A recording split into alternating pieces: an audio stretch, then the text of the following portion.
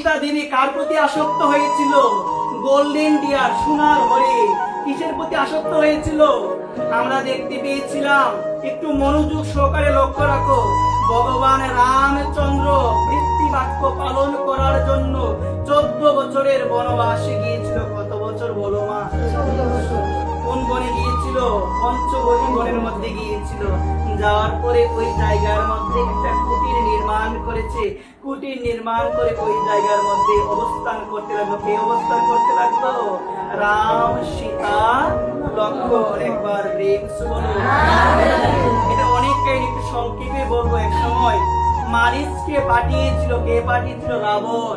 মারিচকে বলেছিল, মারিচ তোমার মা যার নাম হলো তারকা, নামটা কি গো মা? ওই তারকাকে বধ করেছিল। কে বধ করেছিল? ভগবান রামচন্দ্র। তোমার মাকে বধ করেছে, তুমি কি করো? তার প্রতিশোধ তুমি নাও। তুমি একটা সোনার হরিণের রূপ ধারণ করে যাও। তুমি তো অনেক রূপ ধারণ করতে পারো। তুমি যদি সোনার হরিণের রূপ ধারণ করে যাও, তোমার সেই হরিণের রূপের প্রতি আকৃষ্ট হয়ে সীতা দেবী পাগল হয়ে যাবে। ওই সীতা দেবী তার স্বামীকে বলবে তোমাকে ধরে আনার জন্য। আর যখন তোমাকে ধরে আনতে যাবে, তুমি কি করবে? ভাই লক্ষ্মণ বাঁচাও, ভাই লক্ষ্মণ বাঁচাও বলে তুমি চিৎকার করবে একবার। এই কথাটা বলার পরে সোনার হরিণের রূপ ধারণ করেছিল। কে ধারণ করেছিল গো মা? ওই মারিচ ধারণ করেছিল। ধারণ করার পরে যখন পঞ্চবটি বনের মাঝখানে যাবে, তখন দেখতে পেয়েছিল দূর থেকে আমার সীতা মাকে দেখতে পেয়েছিল গো মা। সীতা মা দেখতে পেয়েছিল। আমার সীতা মা দেখতে পাওয়ার পরে প্রভু রামচন্দ্রকে বলেছিল, আমার কাকে বলেছিল? প্রভু রামচন্দ্রকে বলেছিল যে প্রভু তুমি এই হরিণটা আমাকে ধরে এনে, তবে এটা হচ্ছে রূপশিক্ষা, একটু পরে বলবো, একটু মনোযোগ সহকারে লক্ষ্য রাখো।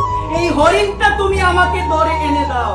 ভগবান বলছে, সীতা তুমি কেন আসক্ত হচ্ছ? আমি তো তোমার নিকটে আছি। তত্ত্ব কথায় বলছে, আমি তো তোমার নিকটে আছি, তুমি কেন এই সোনার হরিণের প্রতি আসক্ত হচ্ছ? এই কথা বলার পর সীতা বলছে কি, আমার এই সোনার হরিণ লাগবেই লাগবে। একবার তখন ভগবান লক্ষ্মণকে বলছে, লক্ষ্মণ আমি যাচ্ছি এই সোনার হরিণকে ধরে আনার জন্য। তুমি সীতা দেবীর রক্ষায় থাকো, তুমি থাকবে, তুমি কোথাও যাবে না। বলো না আমার রাজা। ওই লক্ষ্মণকে দিয়ে কে গেল গো মা? ভগবান রামচন্দ্র চলে গেল কাকে ধরে আনার জন্য? ওই সোনার হরিণকে ধরে আনার জন্য। ওই সোনার হরিণকে যখনই কি করেছে, তীর বিদ্ধ করেছে, তখন ওই মারিচ চিৎকার করতে লাগলো। ভগবান রামচন্দ্রের গলা নখল করে বলছে, ভাই লক্ষ্মণ বাঁচাও, ভাই লক্ষ্মণ বাঁচাও, ভাই লক্ষ্মণ বাঁচাও। ডাক শুনতে পেয়েছে লক্ষ্মণ। লক্ষ্মণ বুঝতে পেরেছিল এটা কখনো ভগবান রামচন্দ্রের আওয়াজ হবে না, কারণ ভগবান রামকে কেউ পরাজিত করতে পারবে না। যখনই এই ধ্বনিটা, ভাই লক্ষ্মণ বাঁচাও, ভাই লক্ষ্মণ বাঁচাও, এই ধ্বনিটা যখন শুনতে পেয়েছে, কে শুনতে পেয়েছে? সীতামা। সীতামা তাড়াতাড়ি করে আসলো লক্ষ্মণের কাছে।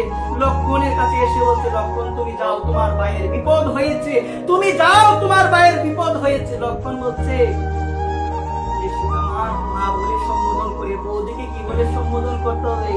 আজকালকার কলিযুগের মধ্যে বৌদির সঙ্গে যে কত ঢং করে, কিন্তু মহাভারত, কথাটা লক্ষ্য রাখো, মহাভারত এবং রামায়ণ শিক্ষা দিয়েছে জ্যেষ্ঠ ভ্রাতার পত্নী হলো মায়ের সমান। বলো মায়ের সমান। এই জায়গায় বলছে কি, তুমি যাও। লক্ষ্মণকে বলছে, লক্ষ্মণ তুমি যাও। লক্ষ্মণ বলছে, আমার ভাইয়ের কোনো বিপদ হতে পারে না। তখন না মা সীতা একটা কথা বলেছিল, যে কথাটা লক্ষ্মণের মনে আঘাত দিয়েছে। আঘাত দিয়েছে কি কথা জানো মা? লক্ষ্মণ তোমার তো মতিটা আমার ঠিক মনে হচ্ছে না। আমি বলছি তোমার ভাইয়ের বিপদ হয়েছে, তোমার ভাই যাচ্ছে, আর তুমি কি বলছো? তুমি কি বলছো? কোনো বিপদ হবে না, তোমার মতিটা আমার ঠিক মনে হচ্ছে না। তখন ঝর ঝর করে লক্ষ্মণের নয়ন থেকে জল পড়তে লাগলো। মা এটা তুমি কি বললে মা আমাকে? মা তুমি এটা আমার কি বললে? তারপর বলছে, মা তুমি যখন এত করি বলছো আমি যাবো, কিন্তু মা তোমাকে আমি একটা রেখা দিয়েই যাবো, ওই রেখা তুমি অতিক্রম করবে না। বলো না আমার রাজা, ওই রেখা তুমি অতিক্রম করবে না। এই কথা বলে রেখাটা দিয়ে, লক্ষ্মণ রেখা, ওই রেখাটা দিয়ে চলে গিয়েছেন লক্ষ্মণ। লক্ষণ চলে যাওয়ার পরে এইদিকে আসলো রাবণ, সাধুর রূপ ধারণ করে এসেছে একেবারে। এই কারণে বলে কষ্ট কেউ পাবেন না, কথা বলতে হয়। এই প্রসঙ্গে বলছেন কি অনেক সাধু কলিযুগে থাকবে। কিসের সাধু? রাবণের মতো সাধু, যারা এই সাধুত্বের রূপ ধারণ করে জগতের অমঙ্গল সাধন করবে, যারা সাধুত্বের রূপ ধারণ করে জগতের অমঙ্গল কামনায় বিভিন্ন কার্যকলাপ করবে। বলো না আমার ওই রাবণ সাধুর রূপ ধারণ করে কার কাছে গিয়েছিল গো মা? সীতার কাছে ভিক্ষা চেয়েছিল। কিন্তু মা সীতাকে বলে গিয়েছিল, মা গো এই রেখাটা তুমি অতিক্রম করবে না, এই রেখাটা তুমি অতিক্রম করবে না। কিন্তু সে অতিক্রম করেছিল, যার কারণে রাবণ তাকে ধরে নিয়েছে। বলো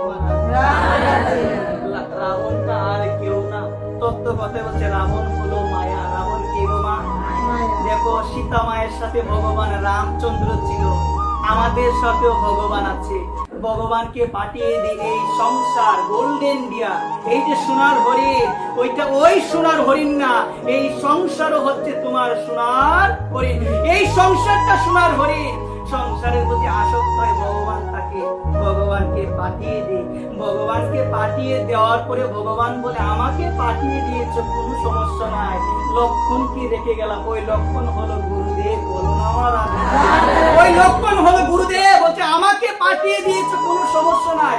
আমি গুরুদেবকে রেখে গেলাম, যতদিন গুরুদেবের আশ্রয়ে থাকবে কোনো অমঙ্গল হবে না, অমঙ্গল হবে না।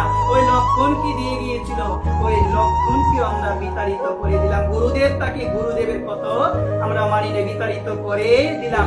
বিতাড়িত করে দেওয়ার পরে গুরুদেব বলে আমাকে বিতাড়িত করে দিয়েছ, সমস্যা নাই, কিন্তু আমার মন্ত্রটা স্মরণ করবে, আমি যে কথাগুলো বলি আমার বাকিগুলো পালন করবে। ওই বাকিগুলো পালন করার মাধ্যমেও তুমি আমার নিকটে থাকতে পারবে। ভগবানকে বিতরণ করে দিলাম, বিতাড়িত করে দিলাম। গুরুদেবকে রেখে গিয়েছেন ভগবান, তাকেও বিতাড়িত করে দিলাম।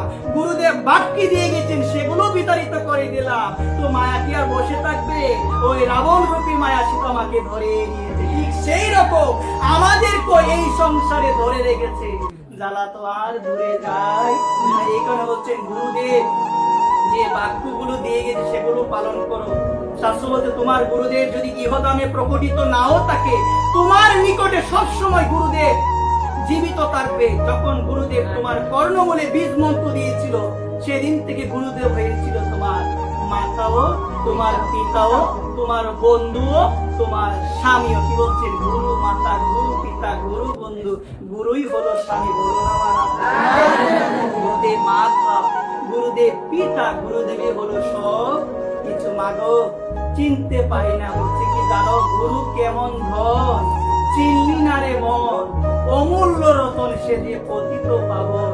সাক্ষাৎ ভগবানের স্বরূপ। ভাগবত বলছে জীবের নিস্তার লাগি নন্দ সুত হরি, ভুবনে প্রকাশিত হলো গুরু রূপ ধরি। আমাদের মতো পাপিষ্ট জীব পতিত হয়ে আছি সংসারে, মায়ার মধ্যে আকৃষ্ট হয়ে আছি, তাদেরকে রক্ষা করার জন্য ওই গুরুদেব প্রকটিত। সাক্ষাৎ কৃষ্ণ, যেই কৃষ্ণ সেই গুরু, ভজনিষ্ঠা করি শ্রী গুরুর সহিত আছে আপনি শ্রী গুরু।